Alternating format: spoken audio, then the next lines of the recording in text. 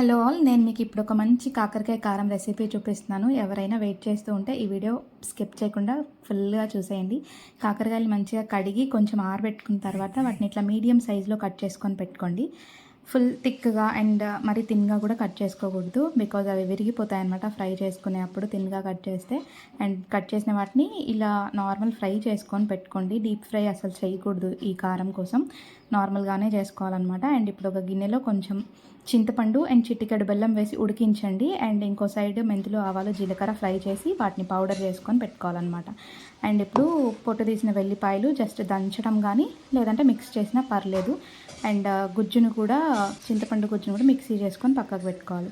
And ఇప్పుడు last వచ్చేసి కావాల్సినంత కారం, ఉప్పు, దీంట్లో ఎల్లిపాయలు దంచినవి అండ్ ఈ కాకరకాయలు వేపినవి కలిపేసి పక్కకు పెట్టేయాలన్నమాట. అండ్ ఇప్పుడు ఫైనల్గా వచ్చేసి ఒక గిన్నెలో ఆయిల్ పోసి తాలింపు వేయాలి. జీలకర్ర, ఆవాలు, ఎండుమిర్చి, కరివేపాకు, పసుపు అండ్ మనం తయారు చేసిన గుజ్జు ఉంది కదా, చింతపండు గుజ్జు అండ్ ఆ ఆవ పొడి అన్నీ కలిపి కూడా ఇందులో వేసి ఫ్రై చేయాలి.